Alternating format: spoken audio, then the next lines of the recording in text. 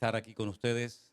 Les felicito a los pastores por estar 44 años al frente de esta congregación y también gracias al pastor de esta congregación que nos permite estar en este lugar. Estoy muy contento de poder estar aquí por primera vez. No voy habitualmente a visitar iglesias que no son, digamos, de nuestro ministerio, porque el Señor nos ha abierto tantas puertas en tantos lugares, en diferentes países, que honestamente no tengo tiempo para visitar iglesias. Pero cuando me llegó esta invitación, solo el Señor sabe por qué dije que sí, que iba a venir. Y estoy muy agradecido y muy contento por esta oportunidad que me da el Señor de estar en este 44 aniversario. Como decía también el pastor, no es fácil estar 44 años con una iglesia con las puertas abiertas, pero el Señor, cuando dice la Biblia que abre una puerta, nadie la puede cerrar. Pero también dice la Biblia que cuando Él cierra, nadie abre. Así es que damos gracias al Señor por esta puerta abierta que el Señor tiene aquí en este lugar y le deseamos. Yo no creo que nos queden más 44 años de vida, por lo menos a mí. Tengo 63, voy a cumplirlos ahora. No creo que dentro de 44 años el Señor me permita volver aquí otra vez a visitarle, porque yo creo que Cristo viene pronto. Y cuando digo esto, no lo digo porque, bueno, parece como que es un tópico, ¿no? Cristo viene pronto y llevamos toda la vida diciéndolo, pero es que es la pura realidad, es que Cristo viene pronto. Mucho más cercano de lo que ustedes se puedan imaginar. Así que en esta tarde yo estoy muy agradecido por el privilegio que me da el Señor de poder estar aquí, de ver a hermanos que hacía algún tiempo que no veía. Y vamos a entrar ahora, para mí, en el momento más importante y trascendental de este culto. Yo sé que me han pedido que cante algunas canciones y todo eso, pero yo siento que tenemos que pasar ya directamente a la palabra. Pido que por favor usted, si es tan amable, cierre sus ojos y le pida a Dios, al Señor Dios Todopoderoso, el Creador del cielo y de la tierra, que en esta tarde traiga palabra a su corazón y a su vida. Que en esta tarde usted pueda decir: hoy el Señor me ha hablado. Hoy el Señor ha tocado mi alma y mi corazón. Y yo he sentido su presencia y el calor de su Espíritu Santo, calentando mi alma y sacudiendo mi conciencia. Gracias, Señor, por este privilegio.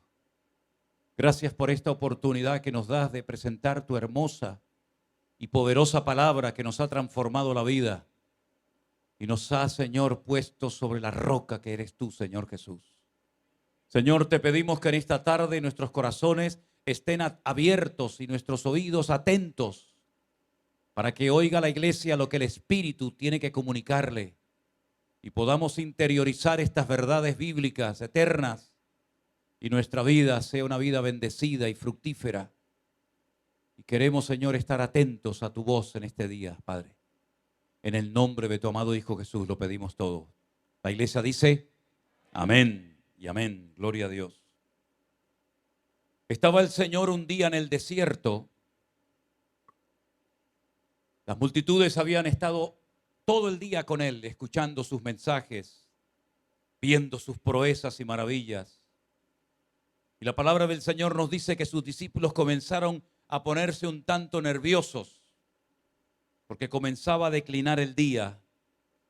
Y ellos sabían que la gente había estado todo el día atenta y tenían hambre. Y cuando una multitud de gente tiene hambre es peligrosa. Y por eso se le acercaron al maestro y le dijeron: maestro, el lugar en el que estamos es desierto. No hay posibilidad de comprar comida para esta multitud. Por favor, Señor, despide la multitud. Y el Señor les da una palabra tremenda que les sacudió a todos desde lo más profundo de su ser. Cuando el Señor les lanza un desafío y les dice: dadles vosotros de comer. ¿Por qué le vamos a decir a la gente que se vaya ahora? Dadles vosotros de comer. Aún se pusieron más nerviosos porque se dieron cuenta de que no había comida para tanta multitud. Incluso uno que enseguida sacó las cuentas dijo: Señor, ni 200 denarios llegarían para dar de comer a esta multitud. Y además ni siquiera tenemos 200 denarios. Hay cosas en la vida que se pueden comprar con dinero, pero muchas cosas del reino de Dios, el dinero no sirve para nada. Pero hay un elemento fundamental del cual quiero hablar en esta tarde, y es de la fe. Fe que mueve montañas, fe genuina, fe probada, fe que es capaz de ver lo que los ojos humanos y carnales no pueden ver, pero que nos permiten adentrarnos en el reino de Dios, en el reino de lo imposible, y ver cómo la gloria del Señor se manifiesta en los momentos más duros y difíciles de nuestra existencia. La Biblia nos enseña que las multitudes comieron y se saciaron y aún sobraron cestas de pedazos llenas. Y mientras el Señor despedía a la multitud, le dice a sus discípulos: pasad al otro lado del lago de Genesaret. Mientras yo despido a las multitudes, ustedes espérenme al otro lado del lago. Y dice la Biblia que el Señor subió a la montaña después de haber despedido a la multitud. Mateo capítulo 14. Y dice la Biblia que subió a orar y se quedó solo. Pero en esa noche cerrada y oscura, él observó que sus discípulos estaban pasándolo muy mal en medio del lago de Genesaret, porque el viento les era contrario. Y dice la palabra del Señor que la barca estaba azotada por las olas, porque el viento les era contrario. Mas a la cuarta vigilia de la noche, el Señor Jesús vino a ellos caminando sobre el mar. Cuando más cerrada era la noche, cuando menos posibilidad había de poder llegar a la otra orilla del lago, es cuando se les presenta el Señor. Tenemos que aprender, tenemos que recordarnos constantemente cada día que no hay imposibles para Dios, que a Él no lo limita nada ni nadie. Y no importa lo cerrada que sea la noche, no importa lo difícil que sea la situación, el Señor se puede presentar en tu vida en cualquier momento y transformar tu lamento en baile y levantarte y transformar tu vida para que aprendas a caminar de gloria en gloria, de victoria en victoria y de bendición en bendición en el nombre del Señor. Ellos no daban crédito a lo que estaba sucediendo porque nunca habían visto al Maestro caminar encima de las aguas.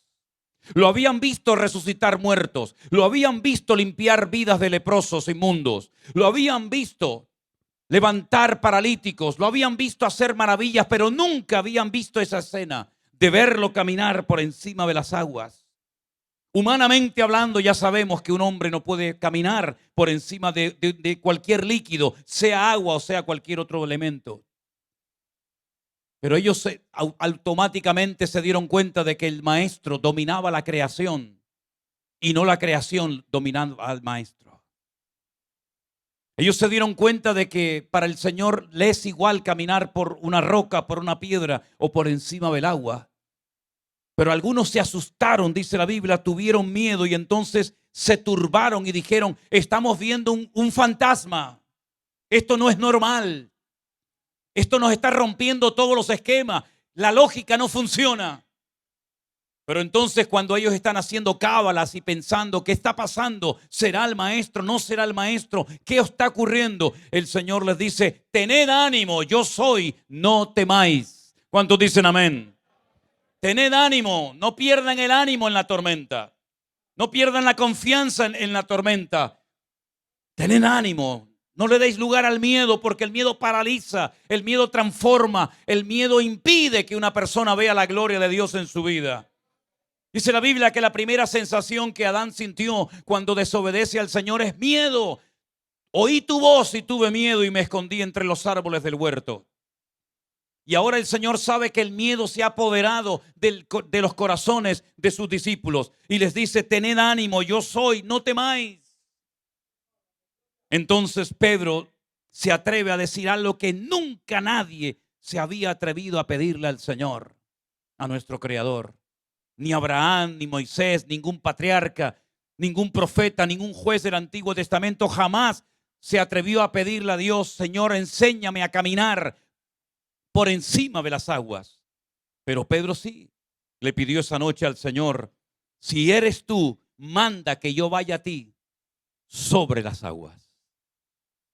¿Saben que la forma como oramos demuestra nuestro nivel de madurez? Cada día me convenzo más de lo que estoy diciendo. La forma como pedimos, la forma como oramos, la forma como nos comportamos, demuestra, exterioriza nuestro nivel de fe, de madurez y de crecimiento espiritual. Y ese hombre, ante esa visión, ante esa noche oscura y cerrada, ante esos vientos amenazadores, se atrevió a pedirle al Señor algo sobrenatural.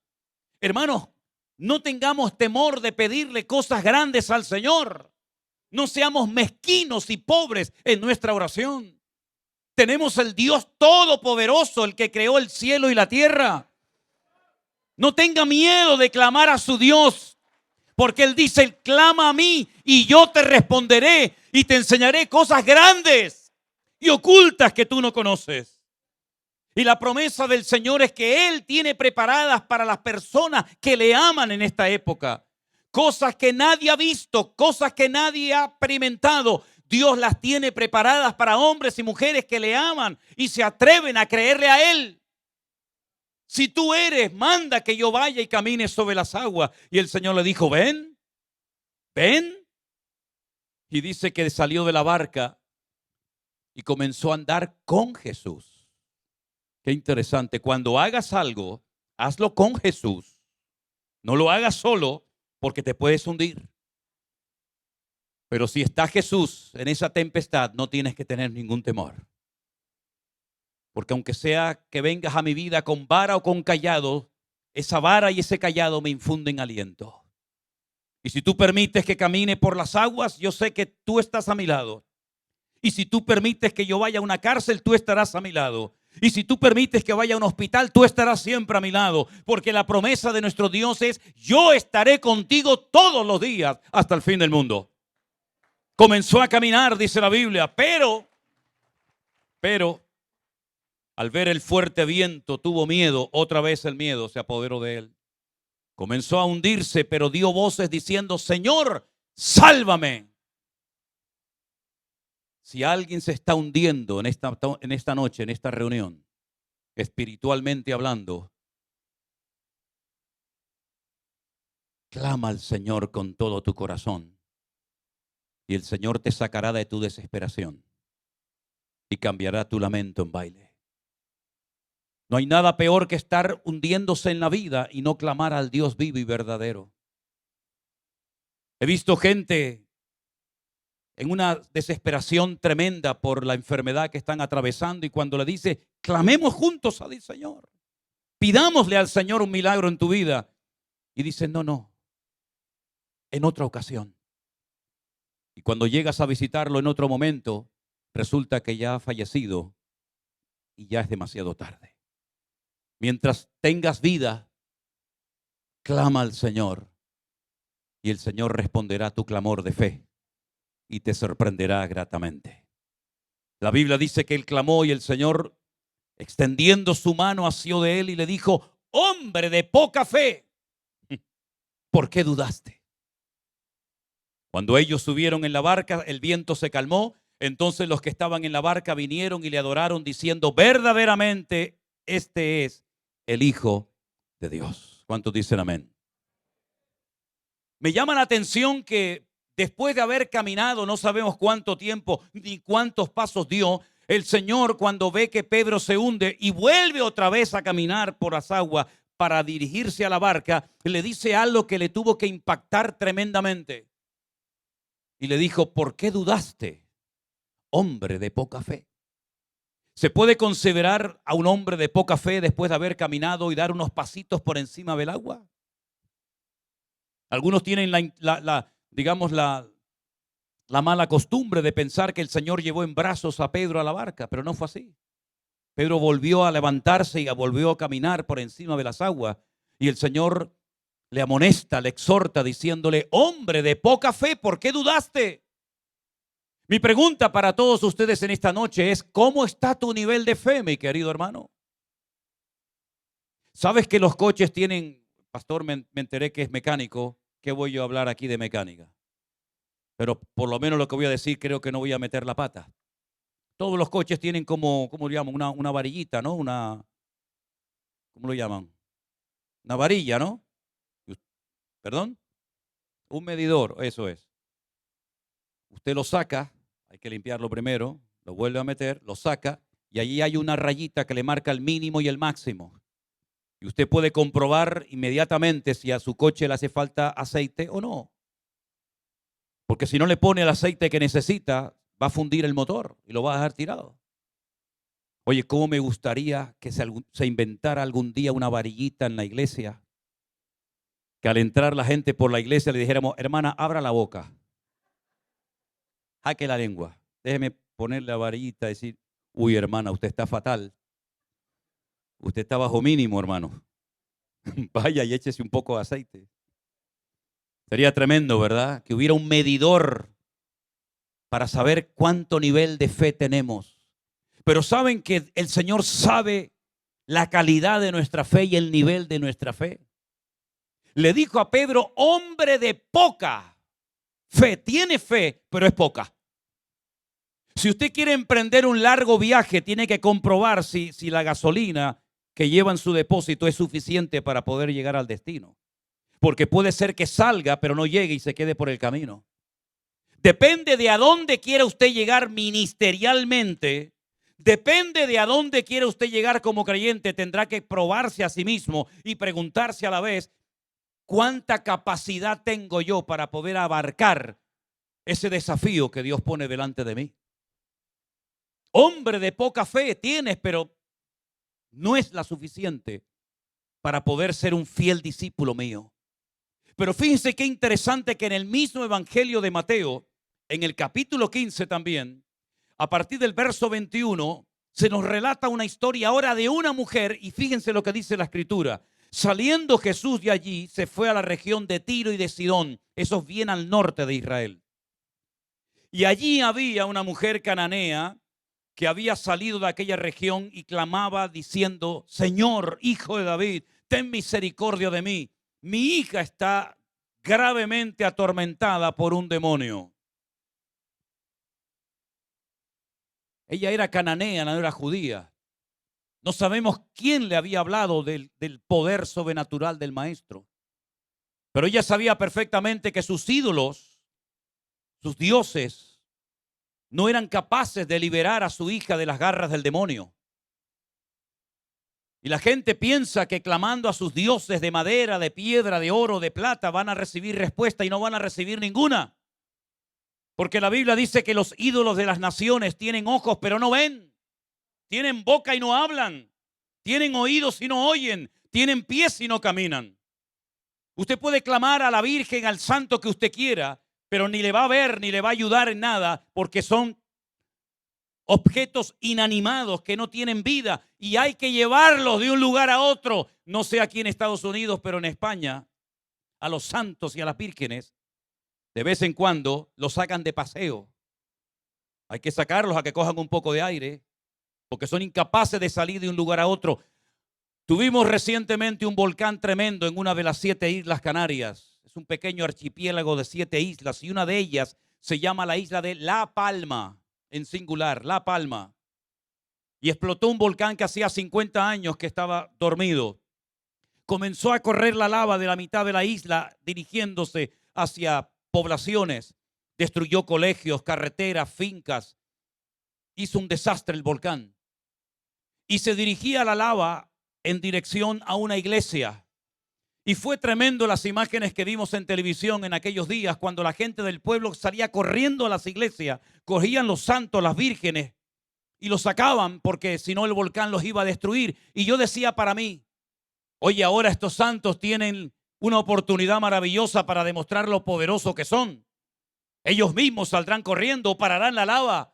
Ni uno de ellos movió ni un dedo. Tenían que cargarlos en brazos y sacarlos para que el fuego no los destruyera. Y nadie fue consciente, nadie se dio cuenta, nadie se percató de que son ídolos mudos, muertos, que no tienen poder ni para hacerle ningún daño, ni tampoco ningún beneficio. Porque dice la Biblia, al Señor tu Dios adorarás y a Él solo servirás. Y no tendrás dioses ajenos delante de mí, dice el Señor. La idolatría es abominación delante de Dios. Todos los pueblos de Latinoamérica, desde casi Estados Unidos, hasta el sur de Argentina. Todos adoptaron una religión que los españoles trajeron. Y ustedes fueron católicos durante muchos años, no porque eligieron ser católicos, sino porque vinieron unos señores de España y obligaban a la gente a besar un crucifijo y si no te cortaban la cabeza. Y una religión que no funcionaba en España ni en Europa, la trajeron aquí y aquí se quedó. Y la gente comenzó a convertirse a esa religión muerta. Comenzaron a adorar dioses muertos. Y así va el mundo, hermanos. Pero cuando nuestros ojos fueron abiertos por el poder de la palabra de Dios y el Señor nos sanó, el Señor sacó los demonios que llevábamos dentro, nos dimos cuenta de que Él tiene ojos y ve, tiene boca y habla, tiene oídos y oye, y tiene todo el poder en el cielo, en la tierra y aún debajo de la tierra. Yo desafío a cualquiera que oye o ve este mensaje que me traiga un santo, una virgen, que hable, que vea, que camine, que respire. Que cuando me voy hacia un lado mueva los ojos y me siga, o que cuando yo le pregunto algo me responda. Ni uno, todos son muertos. Esta mujer cananea sabía que sus ídolos, sus dioses no iban a poder liberar a su hija atormentada por demonios. Y entonces comienza a decir: Señor, hijo de David, ten misericordia de mí. Y el Señor no le hacía ni caso, porque no era judía. Y el Señor en ese momento no vino a ministrar a pueblos no judíos. Y es cuando le dice el Señor: yo solamente he venido de momento para alcanzar a las ovejas perdidas de la casa de Israel. Y esta mujer le dijo: Señor, socórreme. Por favor, ten misericordia de mi vida. Y el Señor le dijo: no está bien tomar el pan de los hijos y echársela a los perrillos. Y ella dijo: es verdad, Señor, pero aún los perrillos comen de las migajas que caen de la mesa de sus amos. Tremendo. Qué perseverancia, ¿eh? No se desanimó. Hay algunas personas que cuando el pastor no les saluda se cambian de iglesia. Y a esta mujer el Señor le dice: yo no voy a coger un pan y dárselo a un perro como tú. Y ella dice: sí, Señor, ya sé que soy una perrilla, pero también los perritos tenemos derecho a comer. Es impresionante, ¿verdad? Cómo se ofende a algunas personas por tonterías. Y a esta mujer le está tratando el Señor muy duramente y ella sigue y sigue y sigue. Ustedes saben, con todo respeto, aquí a lo mejor en Estados Unidos no, porque ustedes están a un nivel espiritual muy superior al nuestro de Europa. Pero en Europa a las mujeres no le prometas algo y no se te ocurra no cumplirlo, porque la mujer nunca olvida lo que le prometes. Y sigue, y tú me dijiste, y tú ves esto, y no sé qué, y mira que no sé qué. Esta mujer ya le podías tirar un jarro de agua fría encima. Ella estaba desesperada porque habrá un dolor más grande para un padre o una madre que ver a un hijo descarriado. Habrá un dolor más grande en la vida que ver a un hijo enfermo y ver la impotencia de no poder hacer nada por él. Así nos sentimos nosotros hace un tiempo atrás, cuando nos dieron un diagnóstico terrible y nos decían que había un 98% de metástasis en el cerebro de mi hija Miriam. Ni estaba preparado como padre ni como pastor para aceptar dicho mensaje. El Señor se glorificó. Gracias al Señor no fue eso. También los médicos se equivocan. Pero saben, mis queridos hermanos, esta mujer decía: ¿qué hago? ¿Qué hago? No puedo hacer nada para ayudar a mi hija. Y si hay una madre o un padre desesperado aquí porque no sabes qué hacer con tu hijo para que vuelva al Señor, para que deje las drogas, para que sea libre, y para que, como tú, estés honrando y adorando al Señor, clama al Señor en medio de tu dolor. Clama al Señor en medio de tu angustia y el Señor se glorificará en tu vida cuando lo crea conveniente. La Biblia dice que el Señor se detuvo y le dijo: oh mujer, grande es tu fe. Hágase contigo como quieres. Recién hemos hablado de un hombre que el Señor le dijo: hombre de poca fe. Y ahora le dice el Señor a esta: oh mujer, grande es tu fe. ¿Os dais cuenta cómo en la Biblia hay niveles de fe? Tiene fe, querido, pero es poca. Y esta mujer tiene una fe tan grande que ha recibido la respuesta a su oración. Y en el mismo evangelio de Mateo hay otro personaje que no es judío, es un centurión romano, un militar, también desesperado, que viene y clama y suplica al Señor por un criado que está enfermo. El Señor Le dice, vamos a sanarlo, vamos a ir a tu casa a curarlo. Y él dijo, no hace falta, Señor, que te desplaces. Yo soy un hombre bajo autoridad, le dice el centurión romano al maestro, y le dice, cuando yo a un soldado le digo, ven para acá, inmediatamente él cumple la orden. O cuando le digo a otro, coge esto y se lo llevas allá a otra persona, él inmediatamente obedece. Yo sé lo que es moverme en el terreno de la autoridad, pero también reconozco que no tengo autoridad sobre enfermedades, sobre espíritus malignos, pero tú sí tienes esa autoridad, maestro. Y por eso yo recurro a ti. Porque así como cuando yo doy una orden y al momento la cumplen, yo lo único que te pido es que tú digas la palabra y mi criado sanará en esta misma hora. Y entonces el Señor dice que asombrado le dice a sus discípulos, en todo Israel no he encontrado a nadie con tanta fe como este centurión romano. Es increíble ver cómo la fe es un factor fundamental en la vida de cualquier creyente, de cualquier persona. Hay una fe natural que todo el mundo tiene. Hemos venido horas en avión para poder estar aquí con ustedes en estos días. Y cuando nos hemos montado al avión no le hemos dicho a la azafata, por favor, ¿me permite hablar un momentito con el comandante? ¿Me podría enseñar su título de navegación de piloto? ¿Cuántas horas tiene usted de experiencia en pilotaje? ¿Es usted cristiano? ¿Pentecostal? ¿Metodista? ¿Anglicano? ¿Católico? No hemos preguntado nada, mi hermano. No le dijimos, una preguntita, ¿ya cargaron bien los depósitos de gasolina del avión? ¿Llegará de Europa hasta aquí 7,000 kilómetros? Cuando nos subimos a un ascensor, nos subimos con una fe natural de que no se va a caer. Yo he navegado horas y días en barco y cuando me monto en el barco no estoy pensando se va a hundir el barco, se va a hundir el barco, sino que me monto y digo, bueno, ya llegaremos cuando Dios quiera. Hay una fe natural que todo ser humano tiene, pero esa fe natural no es suficiente para alcanzar el reino de los cielos y tocar y conmover el corazón de Dios. La fe es un don, es un regalo que Dios le da a la persona cuando esa persona se humilla delante del Señor. Porque la Biblia dice que el que se humilla será levantado, enaltecido, y el que se enaltece será humillado. Y cuando una persona de la religión que sea o de ninguna se humilla delante de Dios y se acerca a Él con fe, la Biblia nos enseña que Dios le premia y Dios le honra, dándole un nivel de fe que luego usted tiene que cuidar para que esa fe crezca y se desarrolle adecuadamente. El mundo está bombardeándonos por todas partes para envenenar nuestra fe.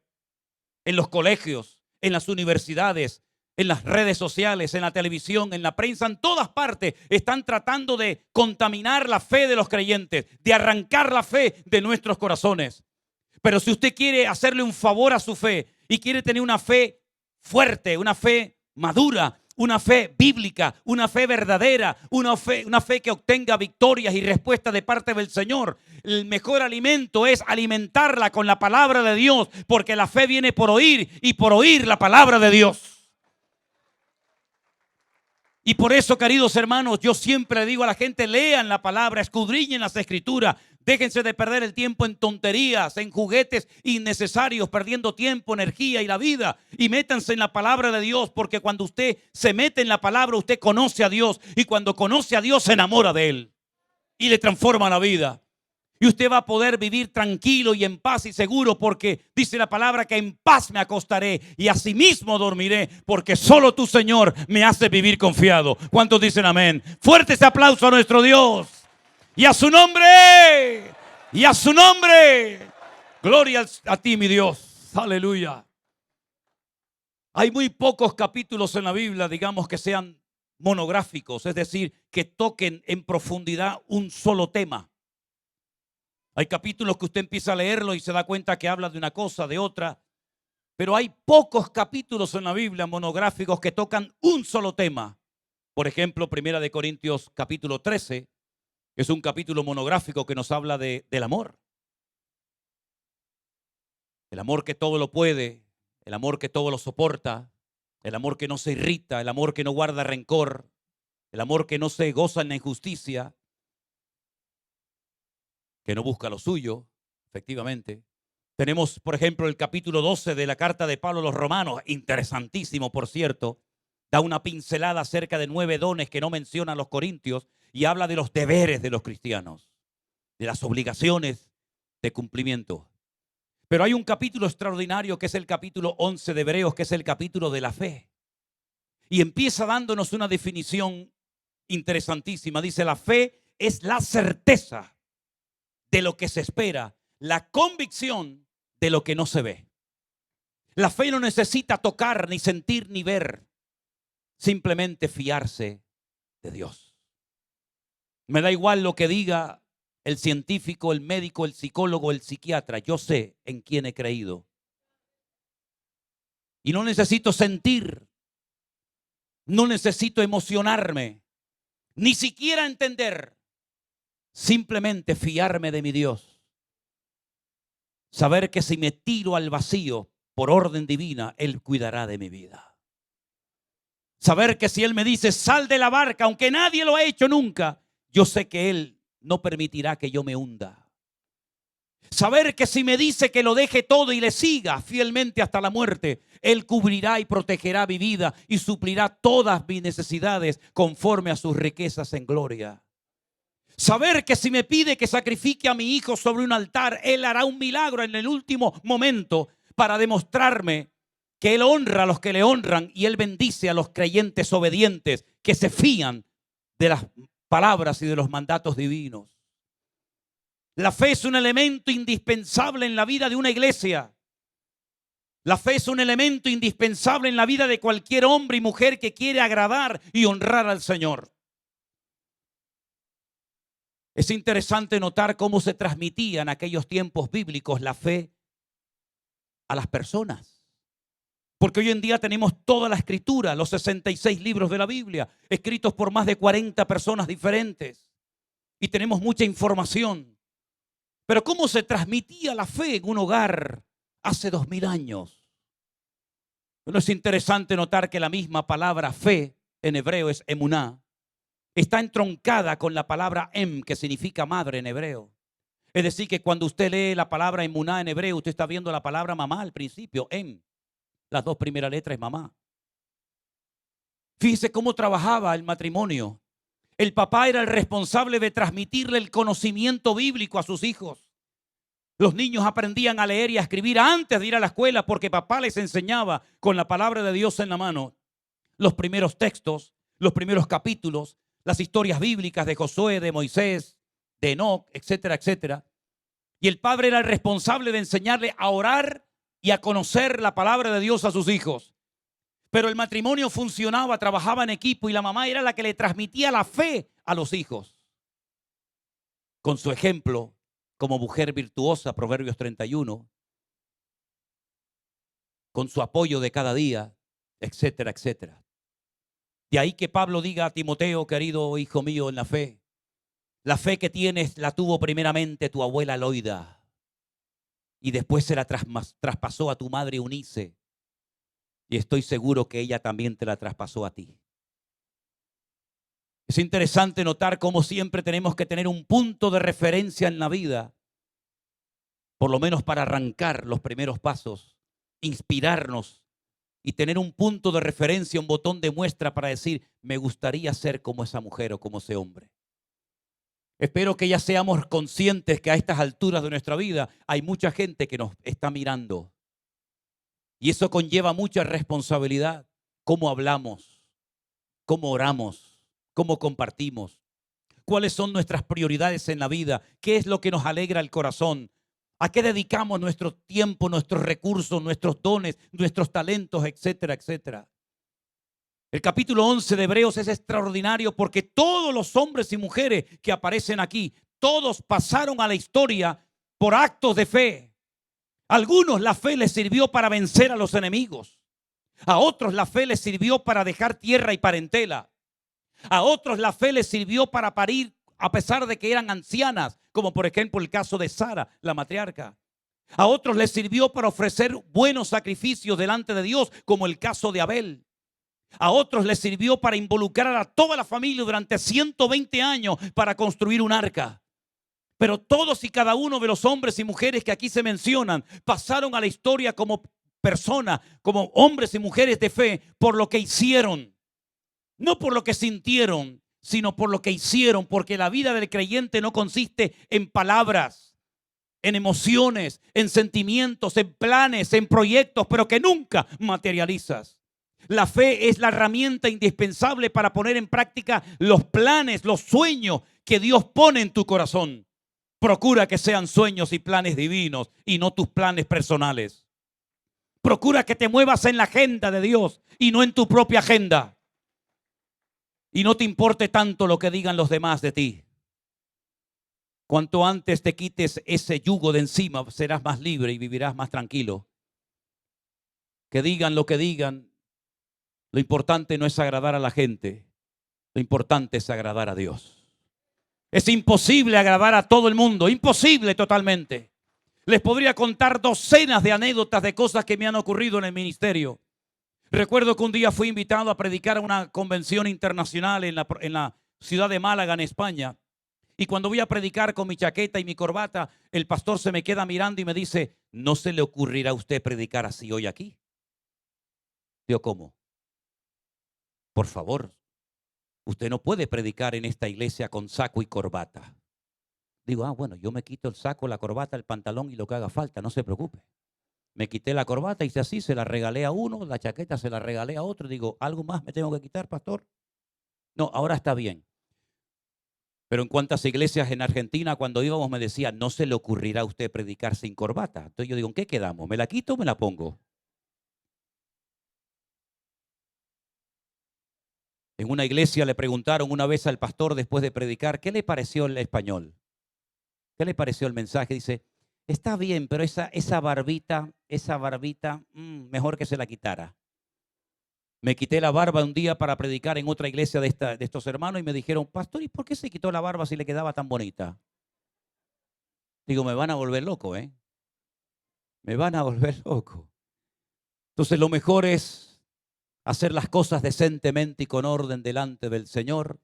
Y partimos de la base de que la mejor manera en esta vida de vivir es poniendo a Dios en primer lugar en tu lista de prioridades, agradarle a Él en todo lo que hagas y en todo lo que digas y dejar los resultados en las manos del Señor. La fe nos permite hacer locuras. ¿Cuántos dicen amén? Pero no locuras para exaltar nuestro nombre. No locuras para que me miren a mí y digan, uy, mira lo que hizo. No. Locuras para obedecer a Dios cuando no sientes nada. Como por ejemplo en marzo del 2020, cuando vivíamos dentro de la iglesia porque no teníamos recursos ni para alquilar un pobre departamento. Y allí nos fuimos a vivir a unos cuartitos que hicimos rápidamente en la iglesia. Y allí nos agarró la famosa pandemia. Es interesante que muchos me conocen como el pastor de la pandemia. Como si yo tuviera algo que ver con eso. Yo no traje nada de eso, pero bueno. Y teníamos cultos los jueves y los domingos, pero no había iglesia, no había nadie. Pero en obediencia, yo me subía al púlpito y predicaba a sillas vacías durante semanas y meses. Y el Señor nos sorprendió como nunca antes en nuestra vida nos podíamos haber imaginado. Hasta el día que nos llegó un día un mensaje de una hermana, por cierto, de los Estados Unidos, que llegué a conocer. Y me dijo, pastor, yo fui aquella mujer que le mandó aquella vez aquel mensaje que usted ha mencionado en más de una ocasión. Yo dije que cuando estaba predicando a sillas vacías y no había absolutamente nadie un día y otro, pasaron muchas veces por mi mente pensamiento de decir, ¿a quién le estoy predicando? ¿Quién está viendo este mensaje? ¿Qué estoy haciendo aquí? Pero esa mujer, esa hermana me mandó un mensaje y me dijo, si en algún momento cuando usted predique o esté allí en la iglesia con la puerta cerrada, le pasa por su mente el pensamiento de que nadie está viendo y escuchando el mensaje, es cuando más gente estamos viendo y escuchando la palabra del Señor. Y eso fue un revulsivo en mi vida y me permitió hacer la locura de predicar como pastor después de más de 40 años a tiempo completo en el ministerio, a sillas vacías donde no había nadie, pero detrás de esas cámaras había miles y miles y miles de personas que hasta el día de hoy estamos tratando de conocer al mayor número posible de personas para la gloria del Señor. La fe te permite hacer locuras en obediencia a nuestro Dios. ¿O no era una locura salir de una barca en medio de una tempestad, mi hermano? Eso es un disparate. No es una locura renunciar a la herencia, dejar familia, casa, padre, hermanos, todo. sin saber a dónde voy porque Dios me ha dicho que lo haga? No es una locura estar 120 años, corta madera, pon madera por aquí, pon madera por allá, para construir un barco de 350 metros de largo, 13 metros de ancho, en medio del desierto donde no hay ríos, ni lagos, ni pantanos, ni mar. ¿No es una locura? No es una locura subir a un monte con un hijo, que es lo que uno más ama en la vida, amarrarlo y ponerlo sobre un altar porque Dios me ha dicho que lo haga. ¿No es eso un disparate y una locura? No es una locura con más de 100 años cambiarme de nombre y decirle a la gente voy a ser padre de multitudes cuando estoy casado con una mujer estéril que tiene más edad incluso que yo. No es una locura todo eso. Pero es que en Dios las locuras, hermanos queridos, es lo que identifica a una iglesia, a un ministerio y a un hombre de Dios. Estar dispuesto a hacer el ridículo, estar dispuesto a ir contracorriente, porque la fe vence al mundo en el nombre de Jesús. Aleluya. Gloria a Dios. Gloria a Dios por estos 44 años. Pero todavía quedan millones de personas por alcanzar para Cristo. Gloria a Dios por este salón. Pero aquí no cabe todo el mundo que es inconverso en esta nación. Todavía hay mucho camino por recorrer. No nos acomodemos. No digamos, bueno, ya llegué a una edad. Ya tengo ya mi iglesia, mis nietos, mis cañas de pescar. Estamos en pañales todavía, hermanos queridos. No vamos a vivir más de lo que ya hemos vivido, pero que los últimos años de nuestra vida sean los más apasionados y los más locos para Cristo. Que seamos gente que contagie a los demás, no con derrota, ni con pesimismo, ni con no puedo, no tengo, sino digamos, todo lo podemos en Cristo que nos fortalece, porque el Señor está conmigo como poderoso gigante. ¡Gloria a Dios! Fuertes aplausos al Rey. ¡Aleluya! Bendito sea tu nombre, Señor. Ahora bien, la fe que tenemos va a ser probada, porque una verdadera fe tiene que pasar el fuego de la prueba. Y el Señor sabe lo que te hace llorar. El Señor sabe dónde más te duele. Y el Señor nos va a sacudir en todas y cada una de las áreas de nuestra vida. Pero las pruebas que el Señor va a mandar a tu vida han sido pensadas por el Señor específicamente para ti. No te va a mandar la prueba del otro. Es más, las pruebas son proporcionales a nuestro nivel de fe y de madurez. Si el Señor le hubiera mandado las pruebas que pasó a Abraham, a David lo mata. Pero el Señor no tiene que pedirnos permiso para probarnos, sino todo lo contrario. Siempre saldremos fortalecidos de las pruebas, siempre. Y una de las características de la estructura de que estamos siendo probados es que no entendemos nada. Y es ahí donde el Señor nos sorprende. Cuando no entendemos nada, pero sabemos que Dios está bajo control. Hermanos queridos, el Señor hoy nos desafía a todos y a cada uno de nosotros. Si no somos hombres y mujeres de fe, no vamos a poder aguantar la hora de prueba que está ya siendo suelta por todas las naciones de la tierra. Este país va a ser sacudido como ustedes no se pueden ni imaginar. Yo sé que ha sido el sueño y la meta de muchos venir a este país, pero tu sueño y tu meta tiene que ser Cristo. Y tus ojos tienen que estar puestos no en el tío Sam, ni en God We Trust de los billetitos verdes de América, sino tus ojos tienen que estar puestos en el autor y consumador de la fe. Y Él te proveerá, Él te ayudará, Él te fortalecerá para que puedas caminar en victoria todos los días de tu vida. Es más, cuando ya no tenemos recursos es cuando el Señor se glorifica. ¿Cuándo hizo el Señor los milagros más grandes? Cuando más imposible y difícil era que se produjera un cambio.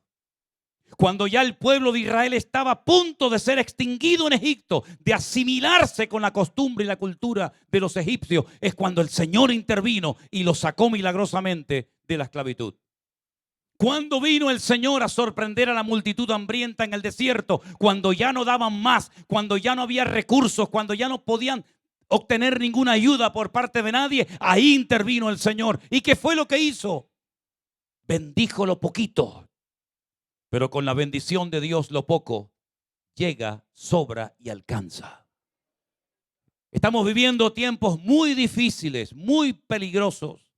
El mundo se ha convertido en un gigantesco manicomio y la mentira está como caballo desbocado en todas partes. Y nosotros tenemos las verdades eternas dentro de nosotros. Conocemos el propósito de Dios para el mundo. Sabemos y entendemos muchas de las cosas que están ocurriendo. No estamos ciegos ni en la ignorancia, porque el Espíritu de Dios, dice la Biblia, que se revela en el corazón de las personas que quieren entender y moverse en el mover de Dios. Pero mis queridos hermanos, cuiden su relación con el Señor como nunca antes, porque es lo más hermoso y lo más precioso que tenemos. Podemos tener templos de lujo, equipos de sonido, instrumentos, todo lo que quieran, pero sin fe es imposible agradar a Dios. Y quiero terminar diciendo algo en esta noche. La Biblia nos enseña que cuando el Señor confrontó a una de las iglesias mencionadas en el último libro de la Biblia, el libro del Apocalipsis, esa iglesia decía de sí misma: nos hemos enriquecido, de ninguna cosa tenemos necesidad. Qué ignorancia hablar así. Cuando esta mañana me enseñaba el pastor su congregación y me decía: mira, esto empezó de una forma muy humilde, en una casita muy sencilla de los veteranos de guerra. Después pudimos ampliar este terreno y pudimos hacer esto y pudimos hacer lo otro con la ayuda y con la gracia de Dios siempre, ¿verdad? Pero la iglesia de la Odisea estaba tan orgullosa de sí misma que creían que ya no necesitaban de nada, ni siquiera de la fe de la cual estamos hablando en esta noche.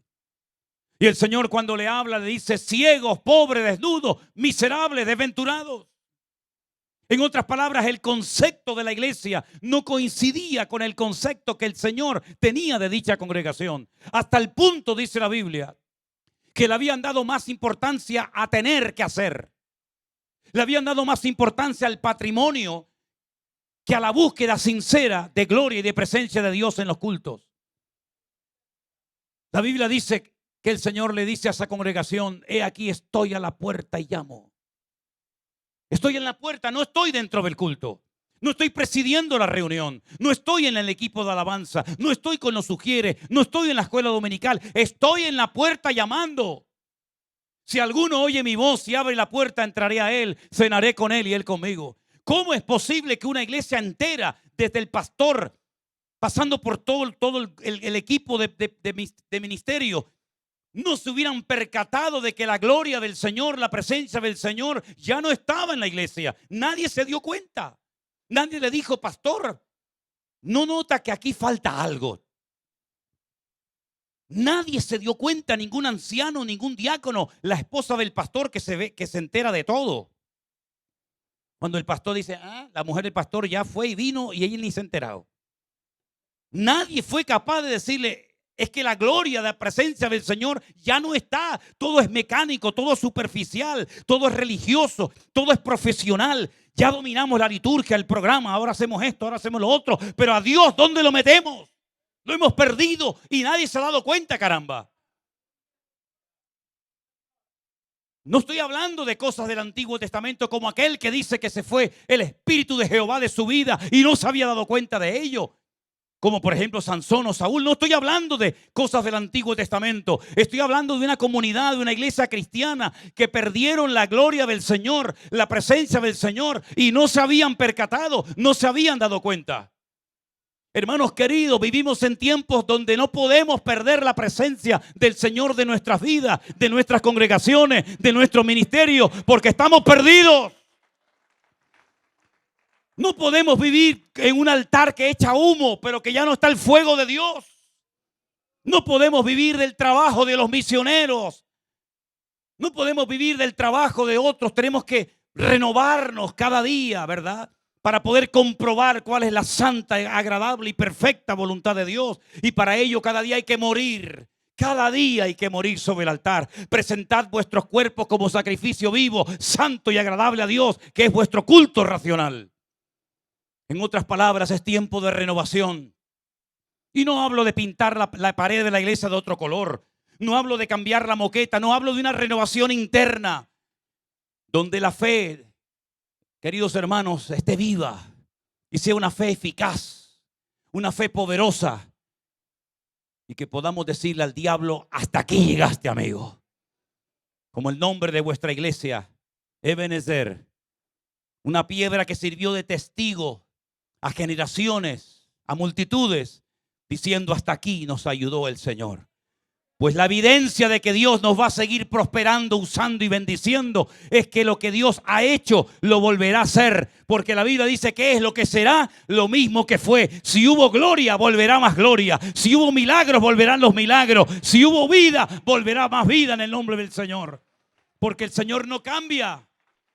Pidámosle hoy al Señor humildemente: Señor, que no mengue mi fe, sino que yo pueda ser un instrumento útil en tus manos. ¿Cuántos dicen amén?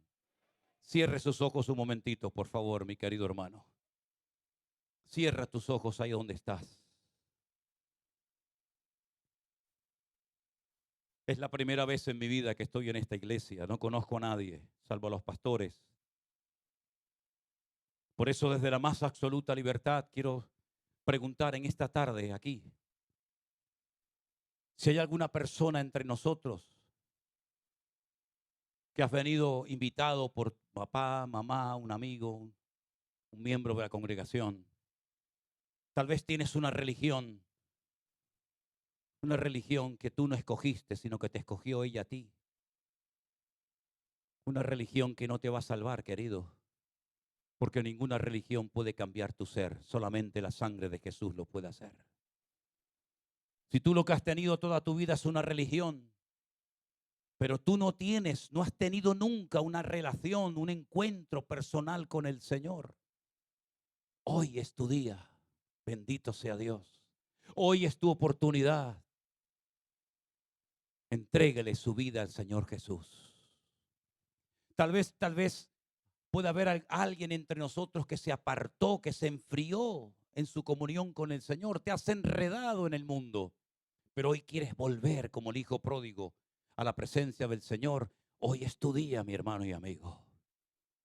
Sea como sea, hoy el Señor está llamando a tu corazón. Quiere ayudarte, quiere hacerte libre para que no dependas de nada ni de nadie, sino puedas vivir en victoria todos los días de tu vida. Si hay alguien entre nosotros que le quiere entregar su vida a Cristo y te gustaría que oráramos por ti, me gustaría que me lo indicaras, pues, por ejemplo, levantándome tu mano. Y con esa mano levantada yo entenderé que tú le quieres entregar hoy tu vida al Señor Jesús. No te estoy haciendo una invitación a una iglesia, a una congregación, te estoy haciendo una invitación para que vengas a Jesús y le entregues tu corazón a Él. ¿Hay alguien que quiera levantar su mano en esta tarde entregándole su vida al Señor Jesús? Levante su mano ahora y estaremos orando por usted.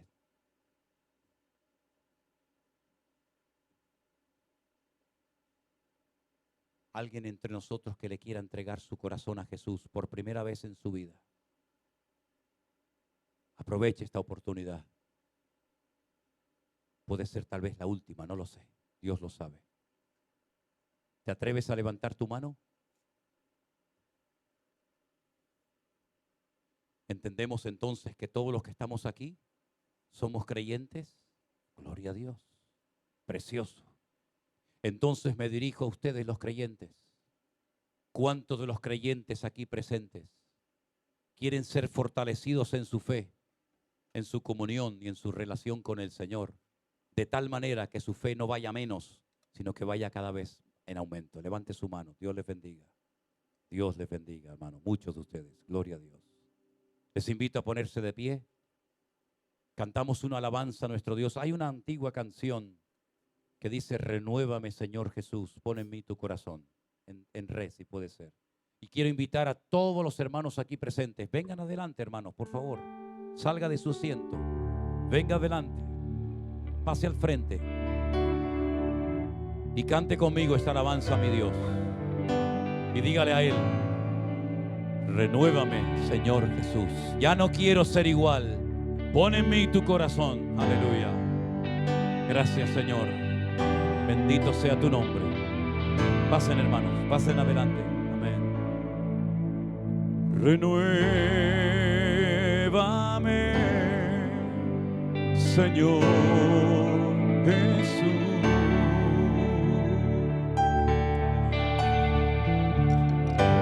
Ya no quiero ser igual.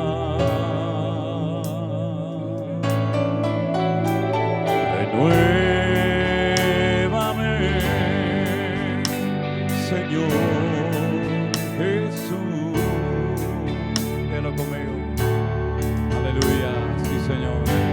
Pon en mí tu corazón. Vamos todos. Porque todo lo que hay dentro de mí necesita ser cambiado, Señor. Porque todo lo que hay dentro de mi corazón necesita más de ti.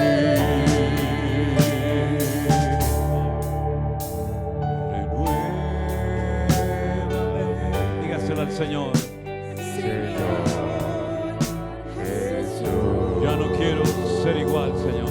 Amén. Aleluya.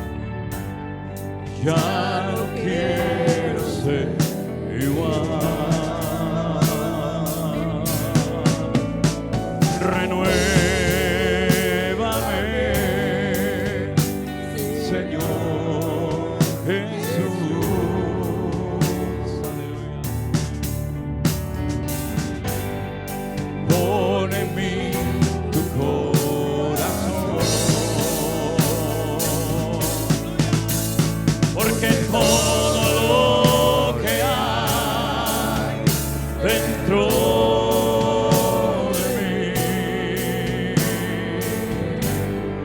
necesita ser cambiado, Señor. Todo vamos. Porque todo lo que hay dentro de mi corazón necesita más de ti. Porque todo lo que hay dentro de mí, sí, Señor, necesita ser cambiado, Señor. Porque todo lo que hay dentro de mí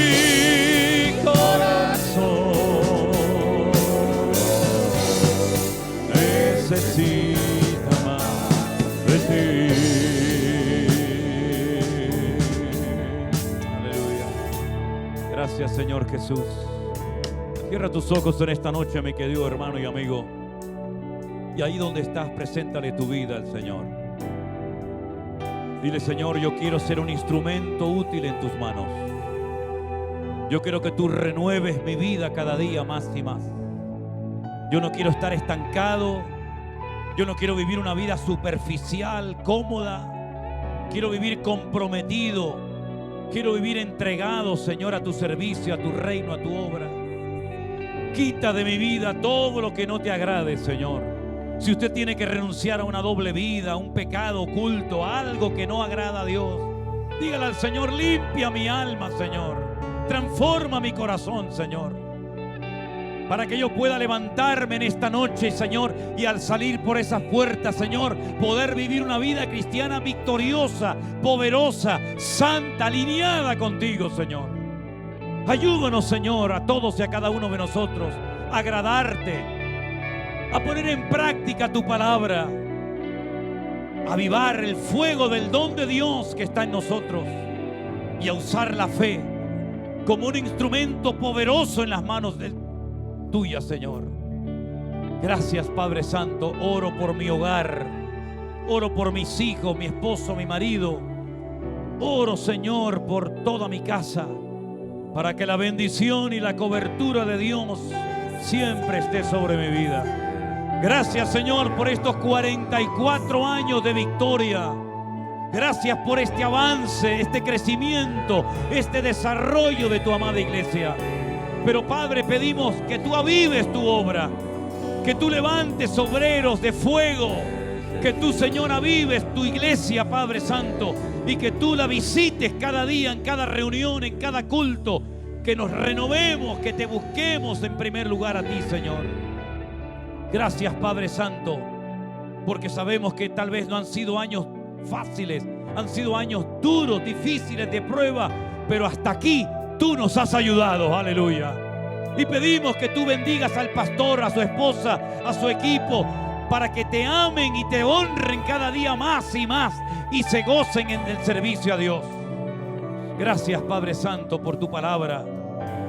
Gracias por la amistad, por el amor entre los hermanos. Guárdanos, oh Dios, de todo peligro cada día y que podamos estar siempre unidos en armonía para que el mundo vea que somos tus hijos y para que caigan doblados sus rodillas delante de tu presencia. Gracias, Padre Santo. Yo quiero que saludes al hermano que está a tu lado más cercano y le des, si puedes, un abrazo, un saludo sincero y